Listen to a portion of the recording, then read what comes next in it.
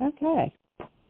So in the meantime, while we're waiting on him to dial, I'll just invite everybody to go to the website, which is whyagain.org, whyagain.org. And there's a lot of information out there. You can access information about the app. You can do the worksheet online, lots of things. So go out there and put the tools to use. If you find something that's not working, send me an email at Jeanie, Jeanie, @whyagain.org, and let me know the URL that's not working, or if you're needing to find something. So Michael has now joined us. So Michael, I've already got Doug's microphone on.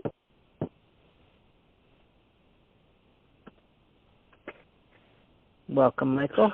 Awesome. Let's go for it. Thank you, sweetheart. Welcome, everybody, especially you, Doug. How do you be? All right. Good. Thank you. How has your process gone since our conversation yesterday? I would say very positively. I feel it was a very constructive process and conversation yesterday. So feeling pretty good about it. Cool. Well, anything in particular to share before we move forward? No, I don't think so right now. Okay. Well, I came across in some research I was doing this morning something that Carl Jung said that to me fits in with our conversation yesterday and fits in with us advancing from here. And I pretty much agree with just about everything I've ever read from Carl Jung, except for this one. And I think he's totally in incongruence and out in left field and not understanding what's really going on. And I think this is the first time I've ever run anything across any of his. I go, what? So here's what his thought was, and then I'll feed back what my thought is and how this all fits together for me. So he says the greatest and most important problems of life are all fundamentally insolvable. Actually, pardon me, I misread that. Insoluble. Can't be dissolved. They can never be solved, but only outgrown. We don't so much solve our problems as we outgrow them. Which I thought was pretty interesting, that it happened to pop up in my awareness after our conversations yesterday. So again, the greatest and most important problems of life are fundamentally, I think it's a typo when I copied it when it says insoluble. I think it's insolvable because he goes on to say they can never be solved but only outgrown. We don't so much solve our problems as we outgrow them. And my take is that him, as probably one of the most brilliant psychiatrists that's ever existed, created a whole, wing of that philosophy and understanding of psychiatry and psychology. But he doesn't appear to know that all of the constructs of the mind are just constructs of the mind. I mean, he's got, the full insight into the unconscious, tremendous stuff, and how it impacts conscious awareness and such. But when I read this, it seems that he doesn't comprehend that we're still dealing with constructs of the mind as opposed to actuality. And as it relates to our conversation yesterday, the reason why I asked about power person dynamics and such is because what you're dealing with, and for those who weren't on the show yesterday, maybe Doug, maybe you would be better at giving us a brief explanation of what you were sharing yesterday and where it was going, rather than me trying to paraphrase it. Well, I guess seems like I talked a lot. The basic experience I'm having is that in the change of a relationship that's been a very long-standing relationship, I've been very attached to. I've wanted it to continue, and it all appearances is that it's not continuing, at least, or moving in the direction I'd hoped. It's going to continue in some form. But my attachment to it moving forward in the way I want it isn't happening. And so, therefore, I get waves of grief and fear over that, and loss, and I'm wanting to work on those. Do you get waves of grief and fear over that? Do you get waves of grief and fear over that, or do you get waves of grief and fear? I get waves of grief and fear that are attached to that trigger. Does that work? That your mind convinces you are attached to that, or caused by, or involving my mind that convinces situation. Me that arise in relation to my thoughts when I think about that situation. Okay. Right. So there's a great thought, actually one of the most impactful paragraphs. It really has in nothing to do with Miracles. the situation, right? I'm sorry. You got it, yeah. It really has nothing to do with the situation at all, right? It's just content that I have attached. It's a construct of your mind. To attachment. Okay. If you think of the waves of emotion that come when you think you're thinking about that, have you ever had any of those kinds of emotions in regard to relationship with your power persons, i.e. either mom or dad or both of them?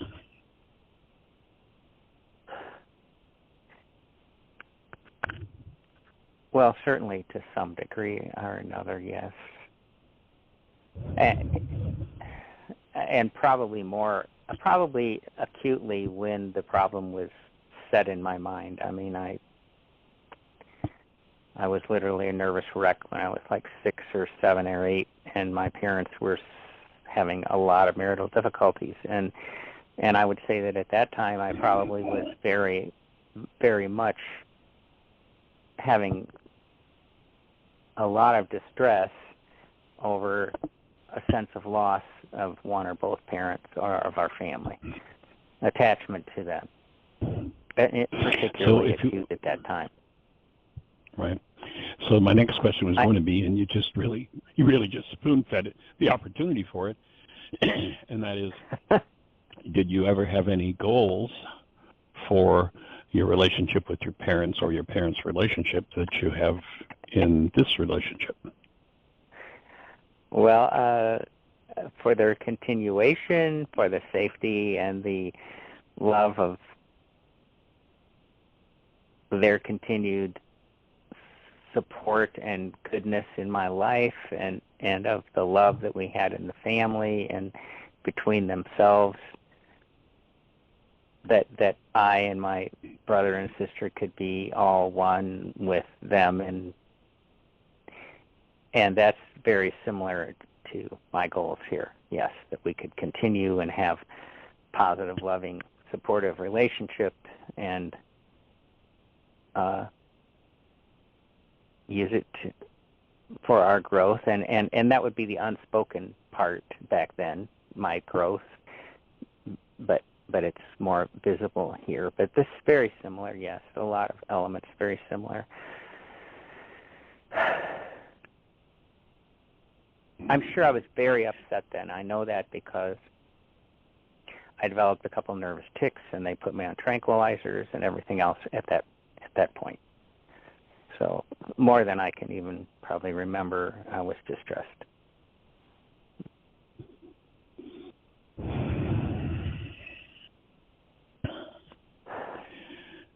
So what do you suppose the impact would be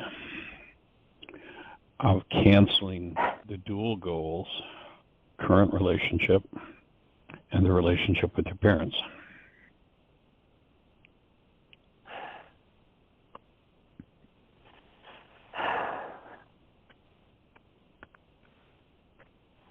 Well, I can very clearly see that canceling. Can you phrase it again? Canceling the goal for what I'm thinking parallel, is for continued. Canceling the parallel goals. The goals, if you were to sit down and make a list and put mom and dad on one side of the page and your current relationship on the other side of the page, and you were to start to list the goals you have for 1, yourself, 2, Diane, 3, the relationship, maybe even 4, your lives together, if you start to make a list. And then you went to mom and dad, and wherever the goals matched, just put a check mark over on the right side, and then list any additional goals that aren't there. I think when you get the first list complete, you and Diane, you'll probably have pretty much the second list complete. Yeah, I think you're correct about that. A lot of them would be the same, yeah. And if I were to cancel them, to answer that question, then you'd have to drop in clearly, every bit of pain from your 6-year-old self in regard to what you perceived as the threat to the stability of your life at 6. You'd have to drop into all of that and process through that. And guess what? When you're finished with that, you're going to look at the relationship with Diane, and all of the dynamics are going to change.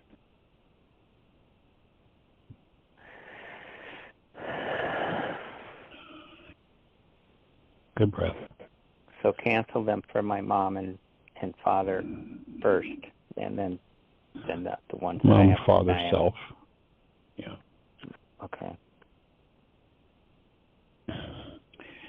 You heard me say this before, I'm sure, but it fits here for me in this conversation. There are 2 paragraphs in A Course in Miracles that, in all the work I've done over 40 plus years with the Course, there are only 2 paragraphs that have impacted me the way these 2 did. And for a time period, back in the beginning, and I didn't know the Course was something I was still going to be doing 40 years later. It was just something that, a group of people asked me if I'd do, so I went and bought the book and started to teach from it the next week.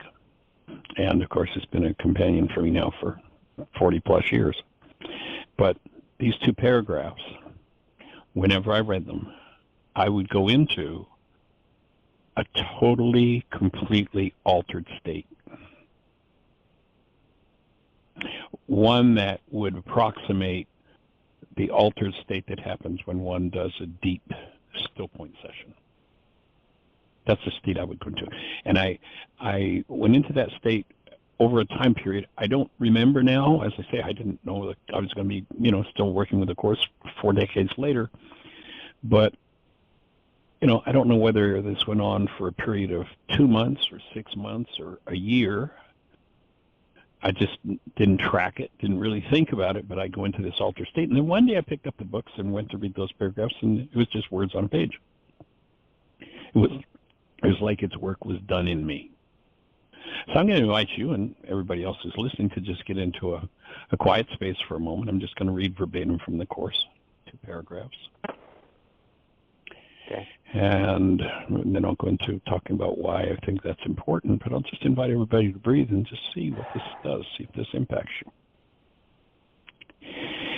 It would indeed be strange if you were asked to go beyond all symbols of the world, words, forgetting them forever, yet we're asked to take a teaching function.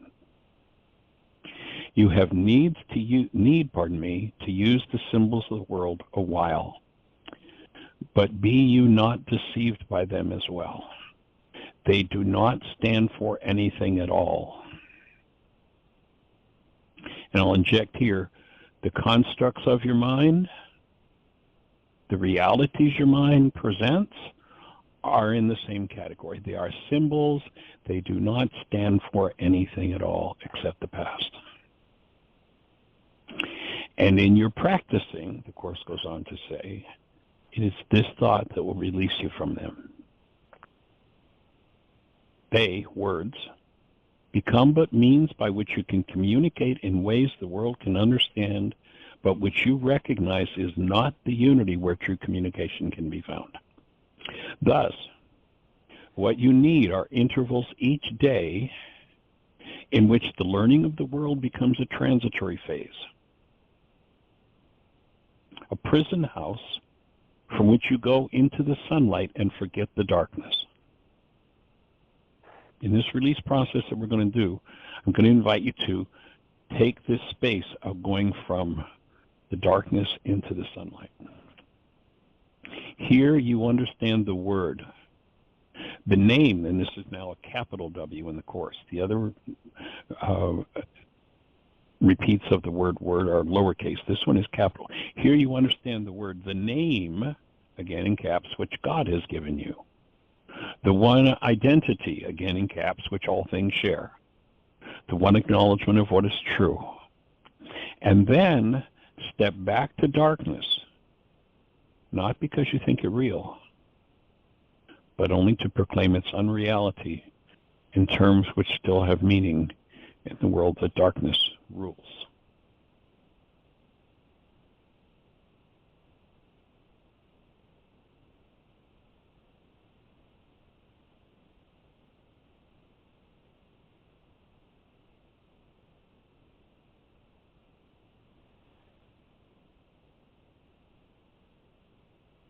All painful constructs of the mind are symbols of something from the past. And if you'd listened to the last 10 years of radio shows, virtually every conversation where somebody gets a major opening and healing, it's a result of recognizing that the construct of their mind simply isn't true. It may be one's truth, but it's not true.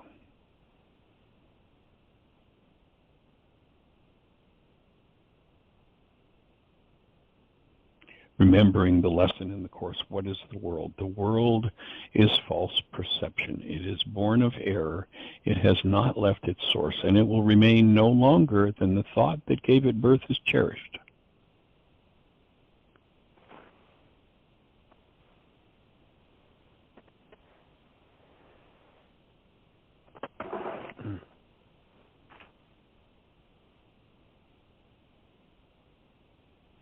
So the objective of this exercise, and I'm thinking that I'm going to walk through and do the exercise with you and anybody else who wants to do it. You can pick your own object of attention to do it on. And then I'm going to read these two paragraphs again. Just invite everybody to just breathe and be with it. And I'm going to just read these two paragraphs again in the context of letting go of attachments.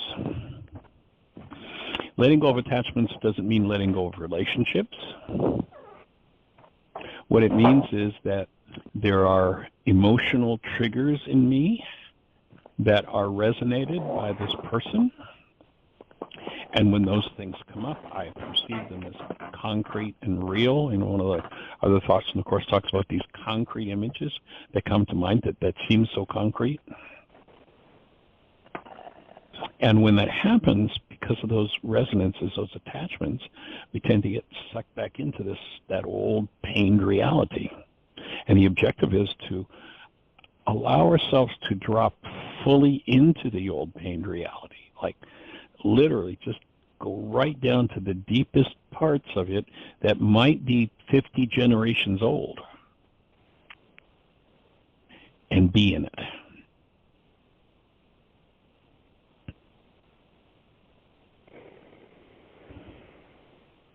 Any thoughts before we move forward? No, this is good. Cool.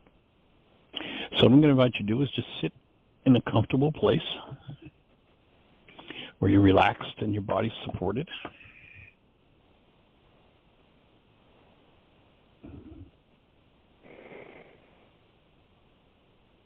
Close your eyes, go inside.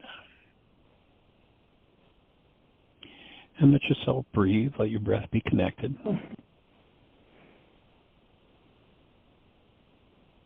And I want to direct you to a location in your physiology. So I'm going to offer an image that will assist you in going to locating your awareness in a place within your structure. And then I'm going to ask you to repeat a phrase. And then just breathe and be with what moves. As I say, I've worked with people for decades with this, and I've seen some people who went, didn't do much. And other people that just had total life changes, total relationship changes, just monumental. So, and I include myself in that. So as you sit comfortably, I'm going to ask you to imagine that I have two pencils of light. Or we can drop the pencils idea. Imagine that my two index fingers are light emitters. And I'm going to take one finger and the light it emits and put it right down on the very top center of your crown, top of your head center. And imagine that as I do, the light that emits from the tip of my finger goes right through your skull and into your brain, right down into your throat. And then my other index finger, I'm going to place right in the center of your forehead, what people would call the third eye. The place where those two beams of light would meet is the place where I'm going to ask you to focus yourself and center yourself. So just imagine where, with these two beams of light coming into your head, one through the very top center of the crown, one through the center of the forehead, the two beams of light mix or meet, and allow yourself to focus in that spot. And when you're there, just give me a signal. That lets me know you're there. I am, but I think, yes, okay. I am there. All right. And now I'm going to ask you out loud to speak the words, enlisting Ruka's assistance. Ruka, I release all attachment to Diane.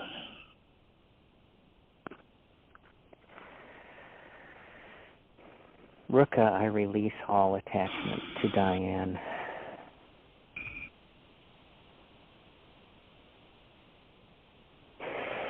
And just let yourself breathe with that.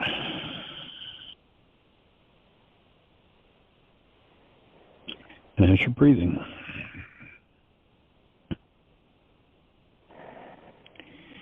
it would indeed be strange if you were asked to go beyond all symbols of the world, forgetting them forever, yet we're asked to take a teaching function. You have need to use the symbols of the world a while, but be not deceived by them as well. They do not stand for anything at all. And in your practicing,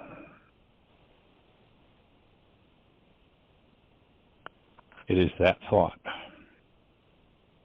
that will release you from them.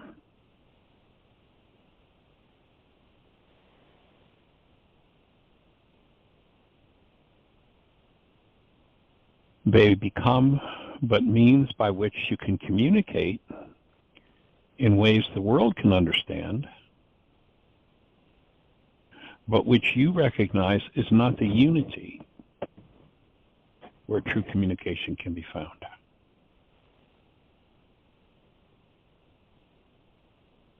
Thus, what you need are intervals, and I'm inviting everyone to make this one of those intervals. Are intervals each day in which the learning of the world, that is the constructs of your mind, perception, words, become a transitory phase.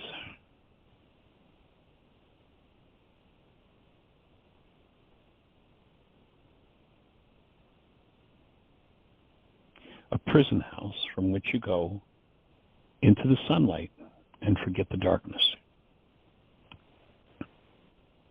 Here you understand the word, the name which God has given you, the one identity which all things share, the one acknowledgement of what is true. And then step back to darkness, not because you think it real, but only to proclaim its unreality in terms which still have meaning in the world that darkness rules.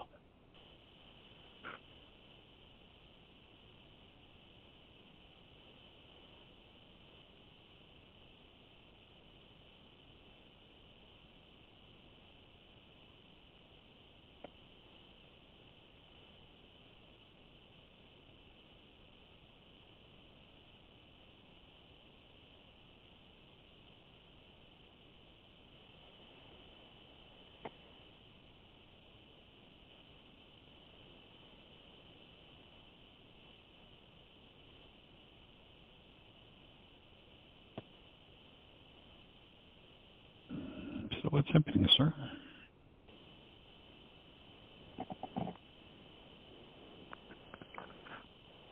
Powerful ideas these are, and concepts are truth. I noticed that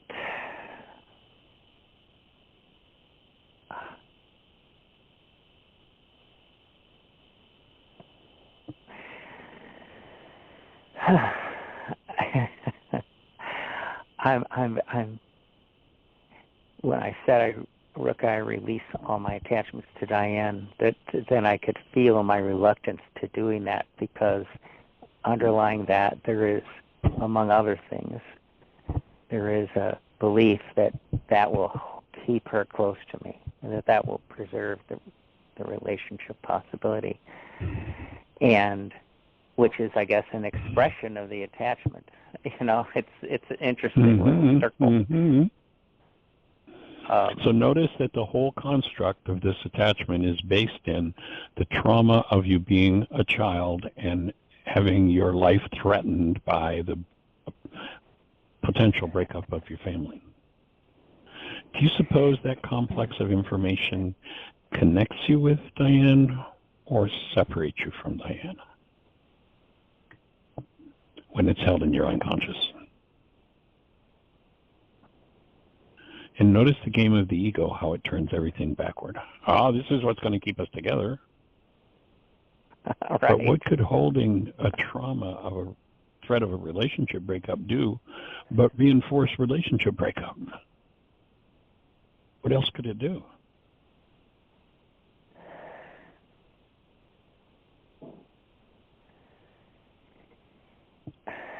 I understand that concept intellectually due to my familiarity with your work and the psychic megaphone, but now comes the work that needs to be done.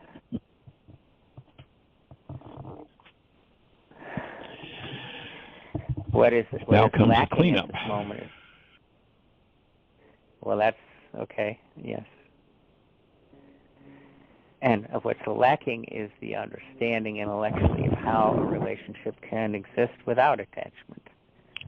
It's like, without that, what is now you're asking a good question. Now you're asking, how many times have you heard me say the ego has a cheap copy of everything that's real in the spiritual dimension? Yep. What's the cheap copy? What's the cheap copy of connection? Attachment. Relationship attachment, right? What's the cheap copy of connection? Attachment.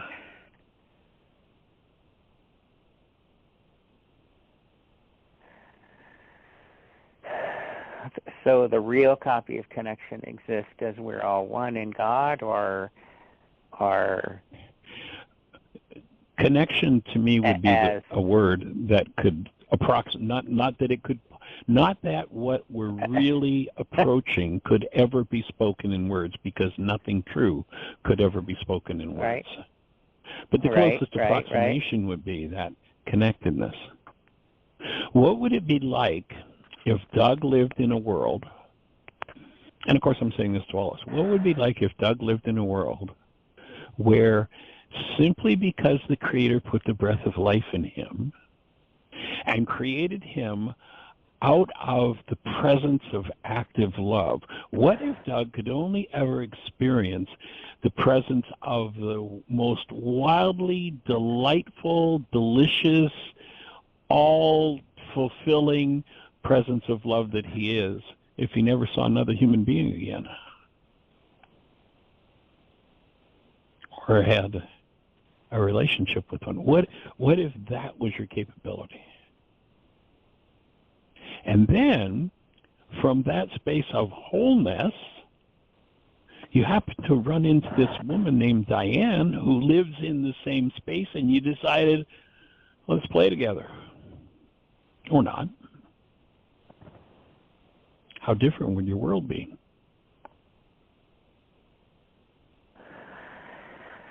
A lot less gripping and struggling and painful, that's for sure. Yeah. that would be absent, and just replaced by the joy of being and bliss of connection when that's appropriate. Yeah.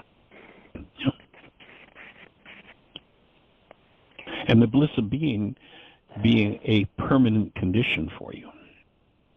Right, exactly. Whatever goes on in the world. Yes. Yes. Just because the Creator put the breath of life in you. What if nothing else was needed?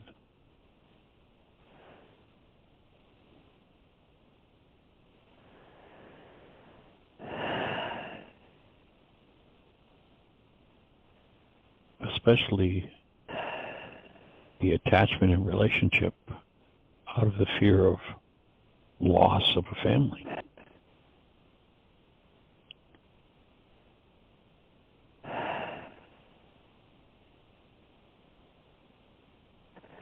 Which would have to extend even to the loss of one's life, ultimately. The recognition that Yes. that itself is not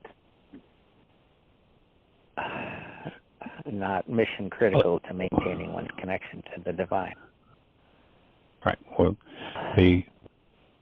once again, the whole belief that life is about being in a body and a thing that they call the body dying is the end of life is all part of the lie. Yes.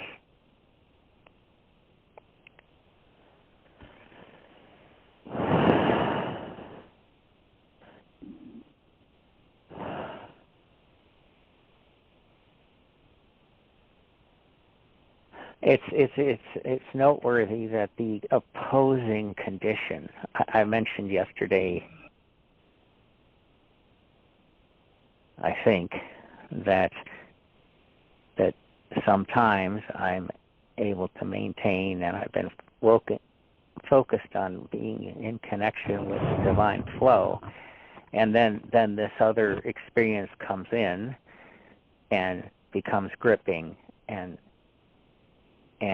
I was wanting to be able to just not have that happen by healing it or whatever, like we're just talking about. And it's interesting that that I can experience in this general moment of my life both of those experiences from time to time. You know, it's like the attempted solution from my gripping was to try and connect as much as I can through breath and qigong to source. And when I do, I feel okay. And then when the other comes in, I fall into the trap of its pain and gripping and grief and sadness and all the other things that come up in me that are resonated by that whole pattern of thought, right? My past and all that. So my offering I just would think be, I have a, yes. my offering would be that those moments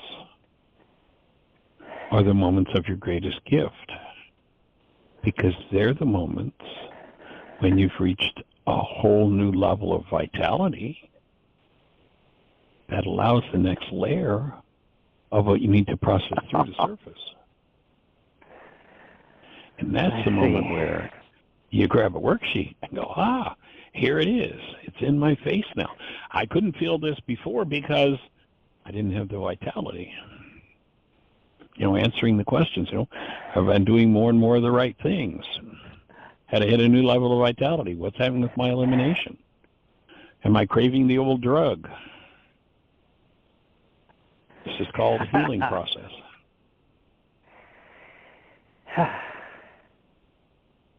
Yeah.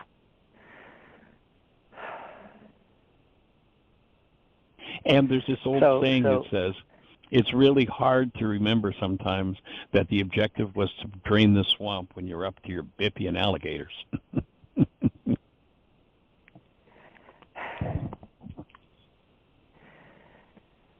So would it be accurate to say that the old drug in this case is the whole framework on which that relationship for me was previously existing? Good chance. The desire to go back to that, yeah. Addictive demands.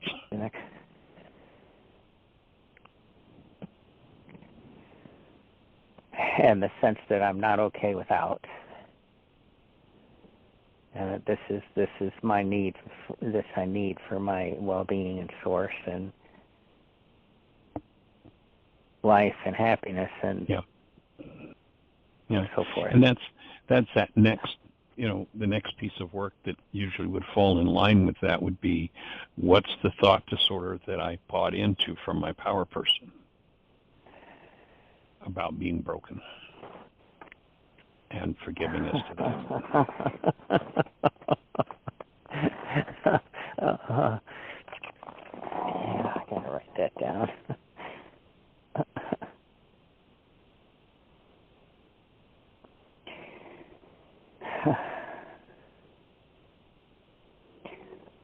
And of course,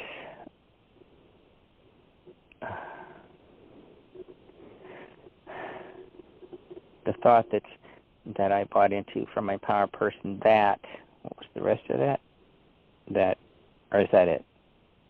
That's whatever the thought was, and it's usually that initial thought that breaks us from that connection to love, that connection to the Creator, in theos, enthusiasm. It's usually a thought that goes something like, you're broken. There's something wrong with you. Yes. You'll never be good enough. You'll never be worthy. Whatever it is, whatever the specific thought disorder is. Yes, I think unworthy, something about you're unworthy and inadequate, unworthy and not good enough,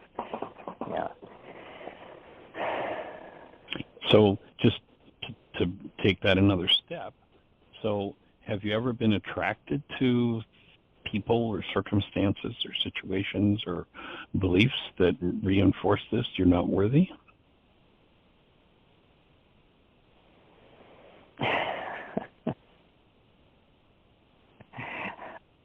Well, that would be called traditional religion.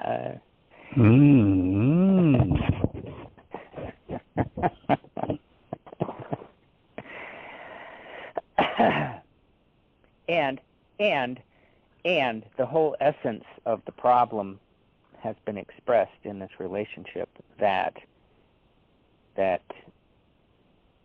has been expressed something on the order of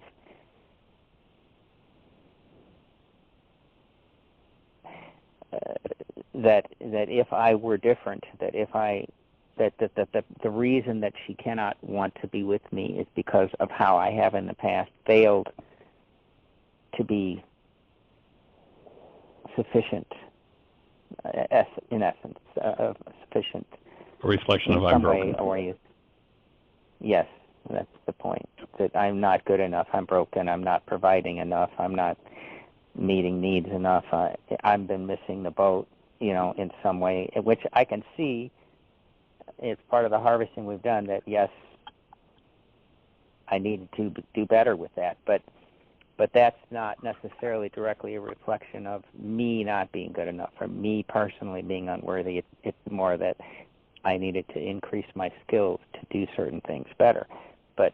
But what I'm seeing is that the way that I translated thought. that. That's also a reflection of the thought disorder. Well, if I just get better, that's just a reflection of the thought disorder that the created essence of who you are is broken, is not good enough. Yeah, I was going to say You're not that my deficient, interpretation.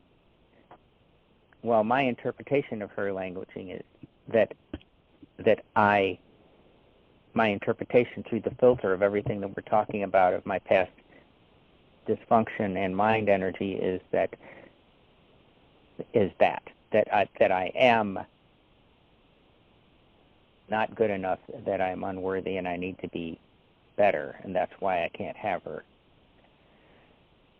And it's just, I don't know, I'm just throwing stuff out here because I want to explore it, but it seems like that her sense that I'm not doing these things well enough, therefore she experiences pain over that, and that drives her away from me, is kind of a matching kind of a thought pattern. Maybe, I don't know. So remember that thought from the Course, that you go leave the world of darkness and take some reprieve and go back only to use the words that the world of darkness use to deny its reality.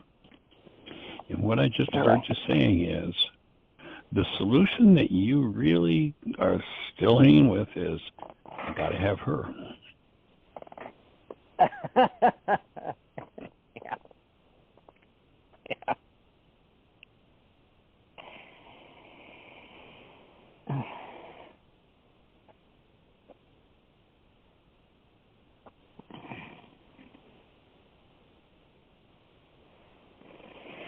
And if you do all of this to try to achieve that result, then you've missed the mark with the whole thing. Remember, the ancients said, seek ye first the community of love, the kingdom of God, the truth of your essence, your being. Then all other things are made unto you. Not, oh, there's that thing that's not made unto you yet, go seek that, and then everything will be cool. Because even if you got that, this core piece would be missing.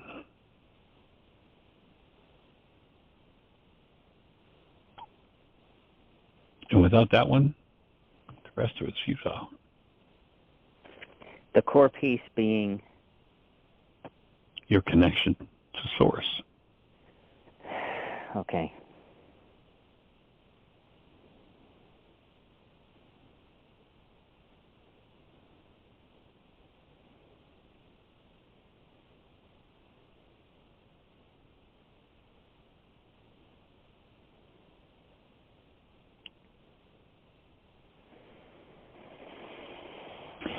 It kind of relates. There's an interesting dynamic in the Catholic Church. And there's what they call the act of contrition. And there are two different types of this act of contrition. One was called the perfect, and one was the imperfect. And the ideal, the perfect act of contrition, in the context of that theological structure, is that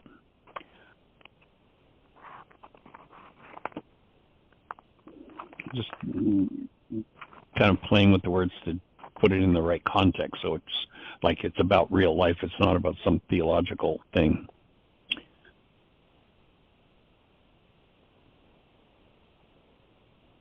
The perfect act of contrition is, I have erred in maintaining my relationship with you for the sake of my relationship with you. The words go something like, I'm heartily sorry for having offended thee, just for the sake of that. That's the perfect. Then, I'm not, in case somebody hasn't done enough work, they get to sneak in the back door. And sneaking in the back door is, I'm sorry because I'm afraid I'm going to go to hell. That's the imperfect.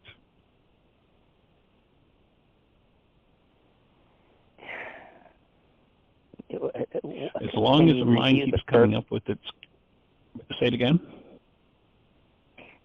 If there's time, can you review that perfect act of contrition? Because I did not track that very well. Yeah. Okay. The perfect is that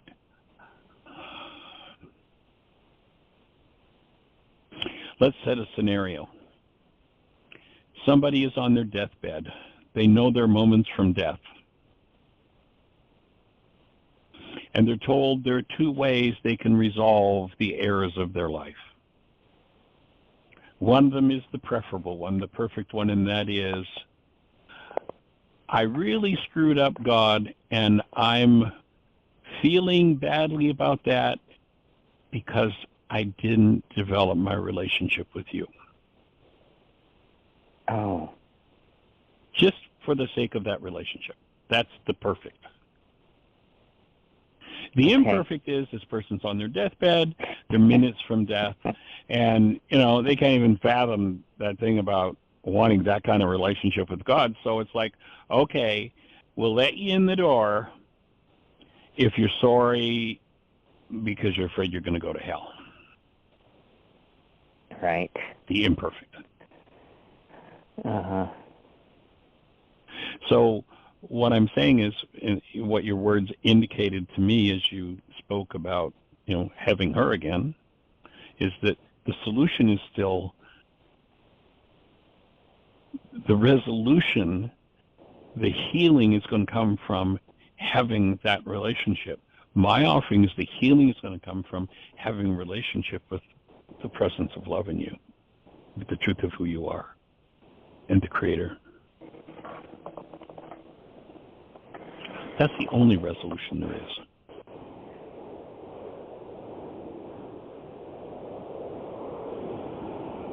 And that's why the work of cleaning up the mind, because the mind has got 1,000 constructs that it can mislead us with and head us off in some other direction.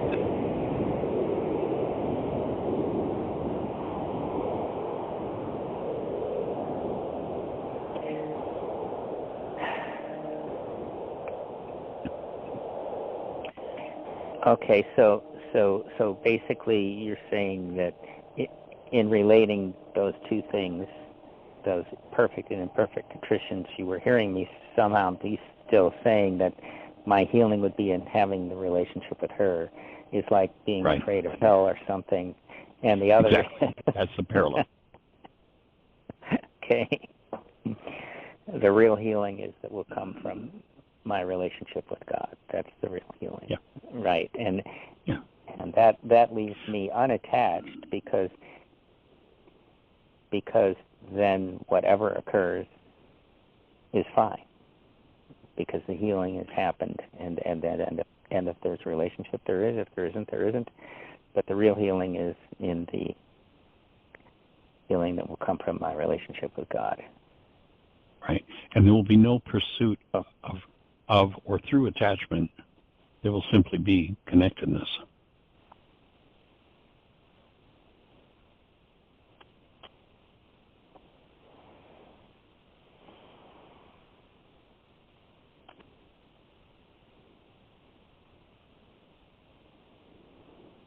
Yes.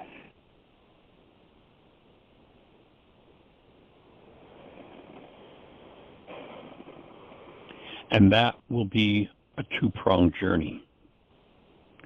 One part of the journey will be the process of forgiveness, the process of weakening the constructs of the mind, the structures of the mind, based in hostility, fear, attachment. That'll be one half of the journey. The other half of the journey will be cultivating your direct relationship with love.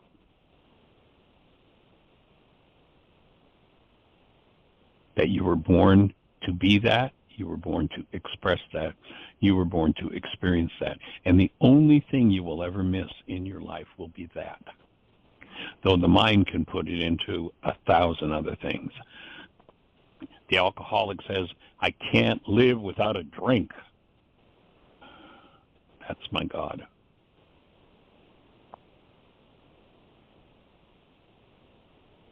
The millionaire says, I can't live without my money. The sex addict says, I can't live without my sex.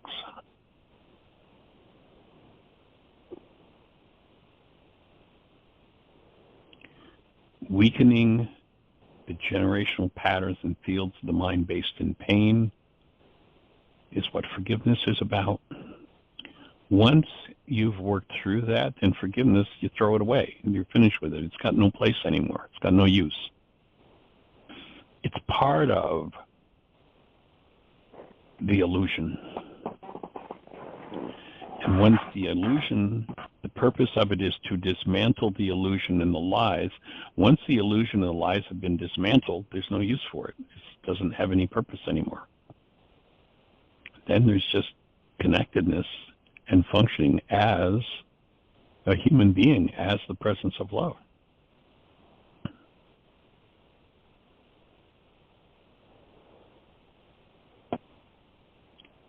Because you were created for it. And the only requirement is that the Creator saw fit to put the breath of life in you. Or any of us.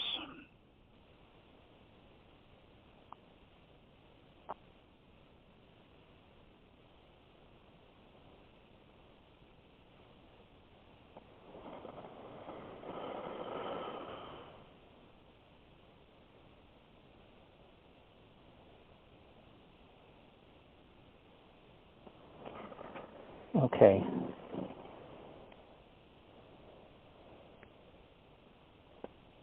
So forgiveness itself is a process that is a part of the illusion, and when it's complete, when it has removed the fear, hostility, construct of the mind, and the pain associated with it, there's no further need for it because that's what it there's does. Nothing that's what left. It is. Right, that's what it does. Once that's complete, then all there is living as the presence of love. That's it. If I express that accurately, okay. That's it. Yep, that's cool. The idea that forgiveness is part of the illusion is interesting. Part of the illusion that helps us out of the illusion, I guess. Would exactly. that be accurate? The Course refers to it as the only single-edged sword. It's the only thing that can't be turned against you. Everything else can be turned against you. But if you're actually engaging in forgiveness, it's the only thing that it will do is weaken that which was never true in the beginning.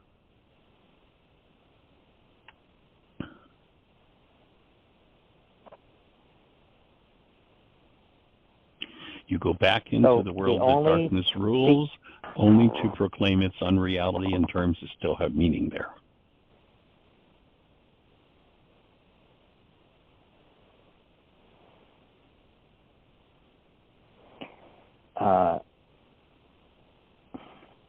So, are we saying that forgiveness is the only single-edged sword that can never be turned against you? It's the only that cannot part be turned against you. That cannot be turned against you. Right. Yeah. I said, can never be turned against you. That's said to be true because every other illusion or every other part of the constructs of the mind are basically a two-edged sword that can be turned against you or appear to be for you. Is that correct? Accurate? Yep. Okay.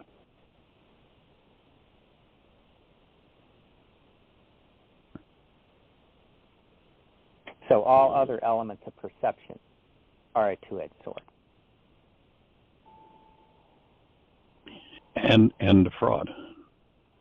Again, go back to that lesson. It might be, go to the website. There's actually a 30-minute video called "What Is the World," and that to me is one of the most important and one of the most misunderstood lessons in Course in Miracles.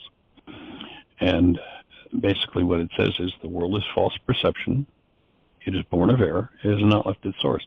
Actually, we're getting ready. Tomorrow, we're going to do, at least I think we are, the Course in Miracles, pardon me, the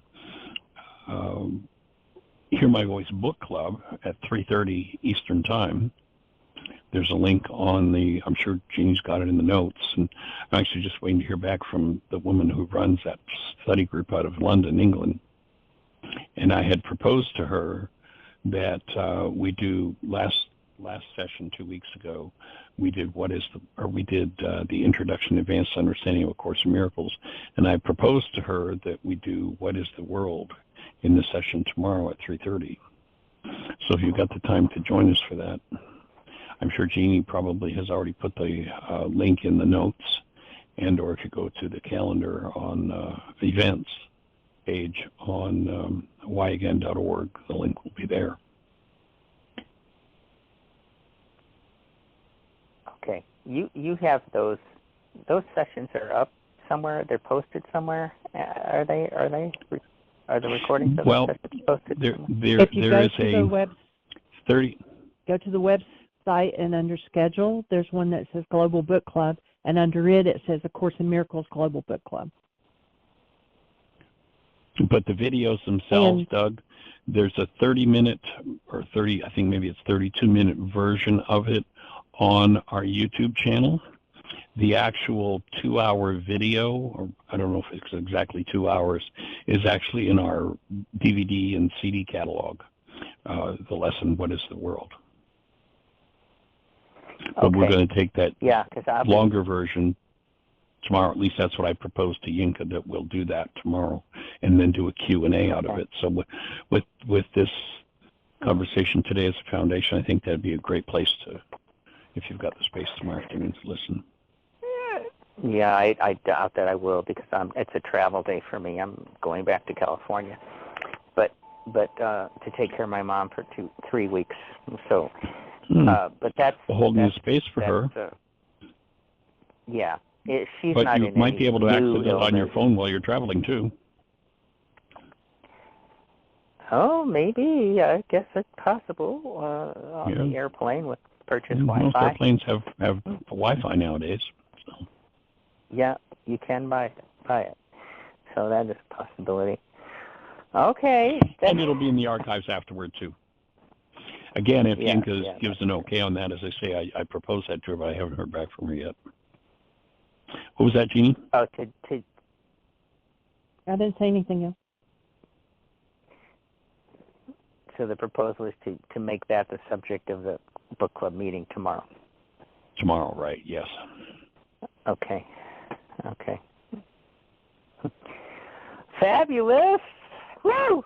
All right. That's great. Covered a lot of goodies. Oh my goodness. Yeah, that definitely covers some territory. Nice work.